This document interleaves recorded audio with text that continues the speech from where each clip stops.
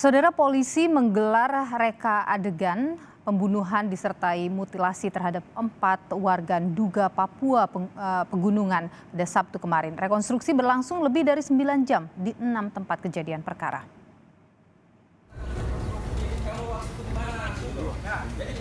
Rekonstruksi pembunuhan 4 warga Nduga menghadirkan 9 tersangka yang terdiri dari 6 prajurit TNI dan 3 warga sipil. Sementara 1 tersangka dari warga sipil kini masih buron. Rekonstruksi dilakukan di 6 lokasi. Reka ulang dimulai dari TKP awal tempat berkumpulnya para tersangka, yakni di depan ruko Jalan Budi Utomo. Yang terakhir di distrik Iwaka, lokasi tempat tersangka membuang jenazah dan membakar mobil yang digunakan untuk menghilangkan barang bukti. Dari total 50 reka adegan yang diperagakan, ditemukan sejumlah fakta baru. Polisi akan melakukan pemeriksaan tambahan atas temuan ini. Hari ini yaitu ada 50 adegan dengan 6 TKP. Dengan pelaksanaan rekonstruksi ini dari kami penyidik memang ada fakta-fakta baru yang kita temukan dan itu nanti akan kita tindak lanjuti dengan melaksanakan pemeriksaan tambahan. Proses rekonstruksi juga melibatkan Komnas HAM dan Kompolnas.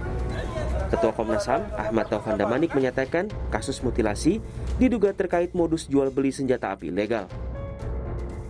Awalnya adalah transaksi jual beli senjata ya, tapi kemudian ketika warga ini bertemu dengan kelompok TNI dan beberapa orang sipil itu tiba-tiba disergap, kemudian mereka disiksa dan dibunuh ya.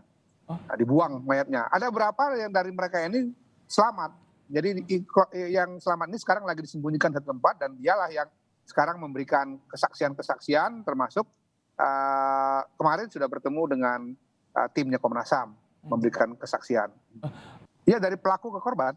Itu kan sudah ada kasus-kasus yang terjadi seperti itu ya.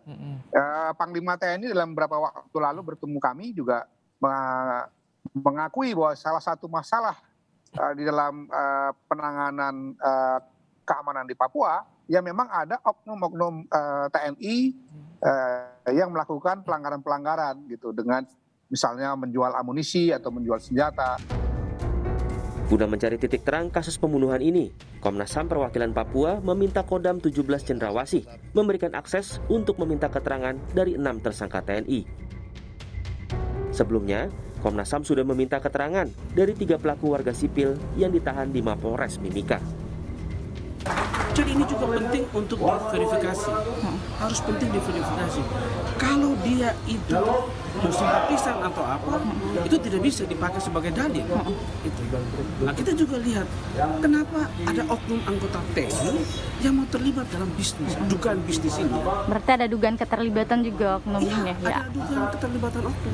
Dan kalau kita membaca kronologi dan kesaksian sementara yang kami dapatkan, ini memang ada perencanaan.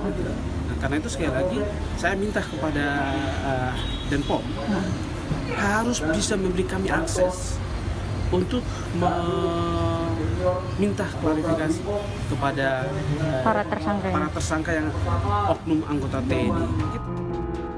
Tak hanya menghilangkan nyawa, Panglima TNI Jenderal Andika Perkasa mengungkap ke-6 tersangka anggota TNI AD juga terbukti merampok uang ratusan juta milik korban.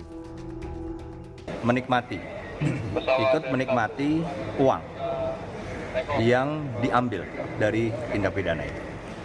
Berarti selain pembunuhan juga perampokan jadi. Sementara itu, prajurit TNI yang berpotensi jadi tersangka berpeluang bertambah. Saat ini, ada 2 anggota TNI yang menjalani pemeriksaan.